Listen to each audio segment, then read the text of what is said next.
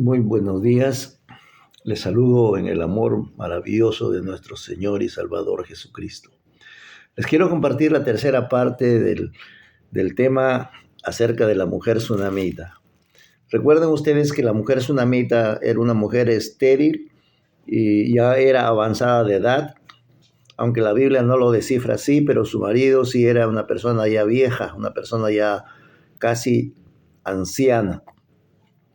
Pero la generosidad de esta mujer, de estar atenta, de poder compartir un pan, un bocado de alimentos con una persona forastera, esa generosidad fue la que miró Dios en su corazón de esta mujer, por la cual esta mujer estéril, Dios la bendijo, dándole el fruto de su vientre, dándole un hijo. O sea, la primera bendición ya la encontramos ahí, que una mujer estéril haya dado un hijo.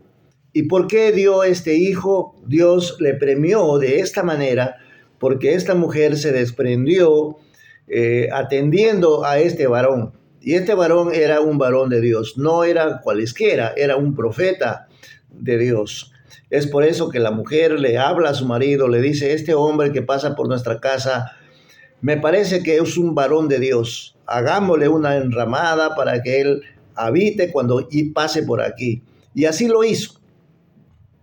Pero esta mujer, noten ustedes que era una mujer desprendida. No era una mujer interesada, no estaba buscando a cambio nada. Porque inclusive cuando el profeta le prometió que haría él por ella, y le ofreció hablar con el rey, con el general del ejército, ella le dijo: no, mi señor, no se moleste porque tu sierva vive en una casa en la ciudad. Entonces, pero lo que Dios quitó, el diablo quiso destruirlo. Él pensó que esta mujer no se merecía ese premio, por decirlo de alguna manera. De manera que su hijo muere. O sea, el espíritu de muerte vino sobre su familia, vino sobre su hijo. Y tenía pues este hijo un padre desatento, desapercibido, sin amor, sin cariño. Inclusive que cuando su hijo se enfermó, porque su hijo se enfermó estando en el poder de su padre, estaba con su padre en el campo, ahí es donde le produjo el dolor de cabeza.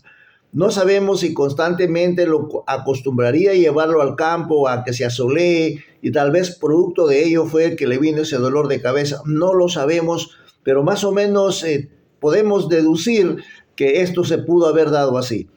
Entonces el padre inclusive se zafó del niño. Llama a sus criados y le dice: llévenlo al niño a su madre. El niño lo llevan a su madre, la madre lo pone sobre sus rodillas, lo cría, lo amima, pero el dolor de cabeza no se le iba. De manera que el niño, dice la palabra de Dios, que murió en los brazos de su madre. Ahora, ese fue el primer milagro que Dios hizo con la mujer, dándole un hijo, dándole un hijo.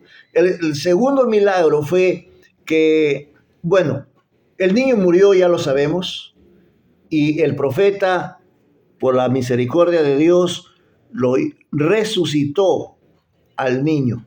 Lo resucitó, lo volvió a la vida y se lo entregó a su madre. Entonces, no solamente una recompensa, sino un milagro sobrenatural, una bendición tan grande que tal vez la mujer nunca en su vida pensó recibir. Pero ahí no queda todo. Dice la palabra de Dios que cuando Dios comienza a bendecir a una persona que ha sido desprendida de sus bienes, primeramente la palabra de Dios dice que al que le da al pobre, a Dios le presta. ¿Sabían ustedes esto? El que le da a un pobre, sea comida, dinero, casa, lo que fuera, a Dios le está prestando. Y Dios no se queda con nada. Dios no es deudor de nadie. Dios devuelve y cuando lo devuelve al 100%. Ahora, otra bendición que encontramos, que es en la tercera parte, es que Dios iba a llamar el hambre a la nación.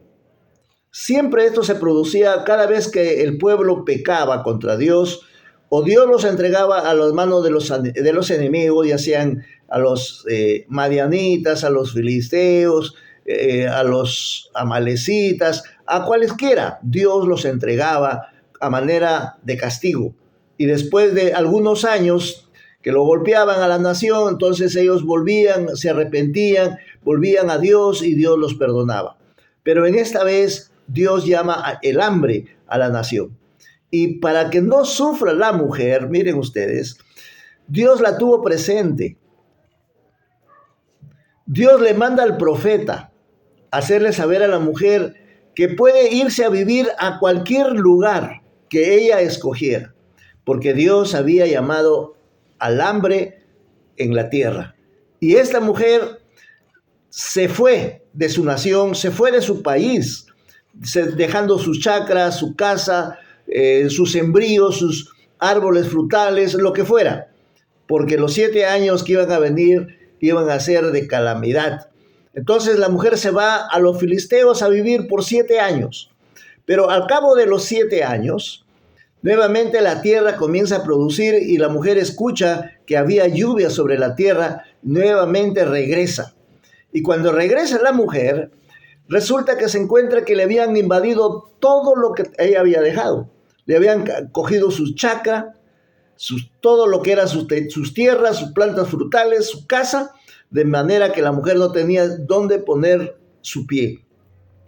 Y en una manera coincidente, para que la palabra de Dios se cumpla, el rey había hecho llamar a Giezi, al criado del profeta Eliseo, porque había llegado a los oídos del rey de que Eliseo había hecho resucitar a un niño, le había devuelto la vida, y quería saber más acerca de eso. De manera que el rey le pregunta a Giezi: quiero que me cuentes acerca de esa mujer sunamita, de la cual el profeta le hizo volver a su hijo. Y Giezi le comienza a contar cómo sucedieron las cosas.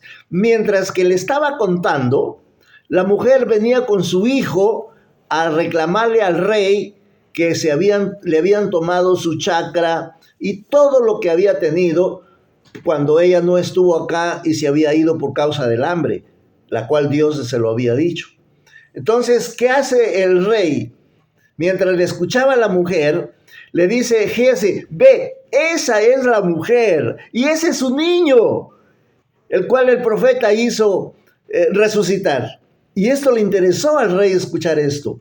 Entonces, el rey ordenó al general que le fuera devuelto todo lo que se le había quitado, o todo lo que le habían invadido, mejor dicho, y que le pagaran desde el momento que salió de su casa por 7 años, todos los frutales que le habían cosechado, que la tierra probablemente se la dejaron sembrada, la casa se la habían dejado probablemente arreglada, y todo le fue devuelto a la sunamita.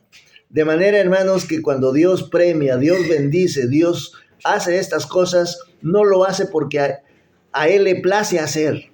Dios lo hace porque ve en las personas un corazón sincero, puro, un corazón desprendido, que está atento de las necesidades de terceras personas. Espero que se le haya aclarado este mensaje, de la cual lo compartí en 3 partes. Deseo muchas bendiciones a cada uno de ustedes. Muchas gracias.